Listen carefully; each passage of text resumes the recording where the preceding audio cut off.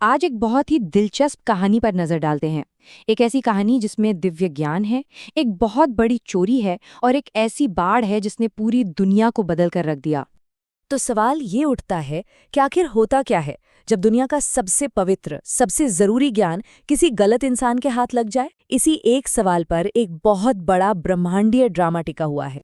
तो चलिए कहानी की शुरुआत से शुरू करते हैं, उस समय से जब भगवान विष्णु ने इंसानों की भलाई और मार्गदर्शन के लिए एक बहुत ही अनमोल तोहफा तैयार किया था।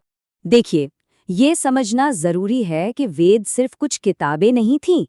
नहीं, ये तो खुद भगवान विष्णु की आवाज थे, जिन्हें एक रूप दिया गया था ताकि इंसानियत को सही गलत की पहचान हो सके और जीने का सही रास्ता मिल सके।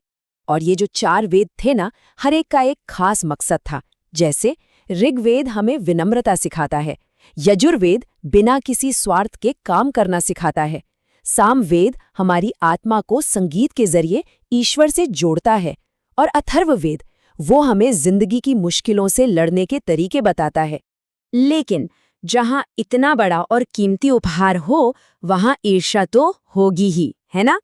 कुछ लोग थे जिन्हें ये बात बिल्कुल पसंद नहीं आई और उन्हें लगा कि वे पीछे छूट गए हैं। देखिए, ये पूरी लड़ाई असल में 2 परिवारों के बीच की थी। एक तरफ थे देव, जो अदिति की संतान थे और अच्छे संस्कारों के साथ पले बढ़े थे, और दूसरी तरफ थे दानव, जो दनु की संतान थे। उनका पालन पोषण ऐशो आराम में हुआ था और उनके मन में हमेशा जलन और सत्ता पाने की भूख रहती थी। हमारे विलन की सारी प्रेरणा यहीं से आती है। और यहीं एंट्री होती है हमारे विलेन हायग्रीव की। उसका सोचना साफ था। उसे लगता था कि विष्णु इस ज्ञान के जरिए इंसानों को दानवों से भी ज्यादा ताकतवर बना देंगे, और उसका इरादा भी साफ था। वो इस ज्ञान को चुराकर पूरी दुनिया को अज्ञानता के अंधेरे में धकेलना चाहता था। और फिर वो पल आ ही गया जब ब्रह्मा जी देवताओं के साथ एक जरूरी मीटिंग में थे। हायग्रीव ने अपना दांव चला। उसने वेदों को बहकाया, उन्हें धोखा दिया और उनका अपहरण कर लिया। लेकिन बात सिर्फ ज्ञान की चोरी तक ही सीमित नहीं थी। एक और बड़ी मुसीबत सर पर खड़ी थी। दुनिया में भ्रष्टाचार इतना बढ़ गया था कि उसे रोकने के लिए एक बहुत ही कठोर कदम उठाना जरूरी हो गया था। तो अब देवताओं के बीच एक बहुत बड़ी बहस छिड़ गई।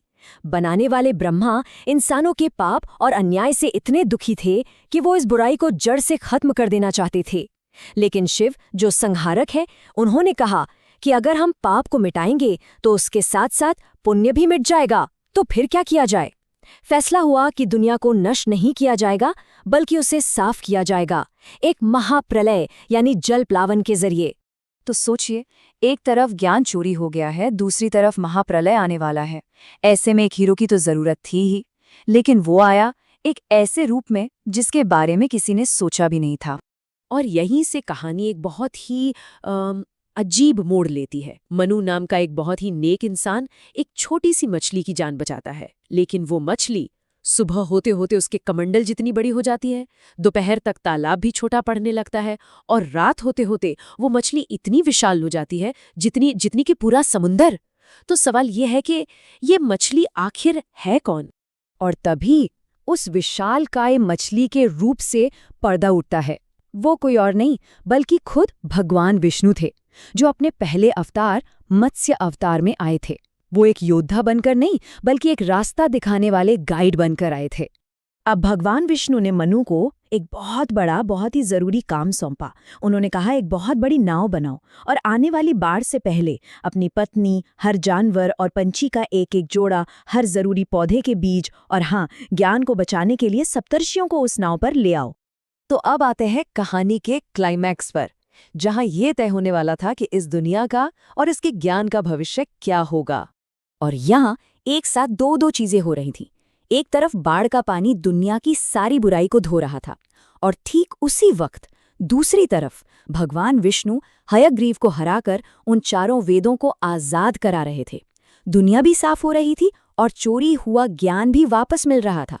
ये समझना बहुत जरूरी है कि मनु ने सिर्फ जिंदगियां नहीं बचाई थीं, उन्होंने तो जीवन, संस्कृति और ज्ञान के पूरे इकोसिस्टम को बचाया था। उस नाव पर इंसानियत का भविष्य था, ज्ञान और शिक्षा थी, और धरती के सारे जीव जंतु और पेड़ पौधे भी सुरक्षित थे। और आखिर में भगवान विष्णु मनु को अपना आखिरी आशीर्वाद देते हैं।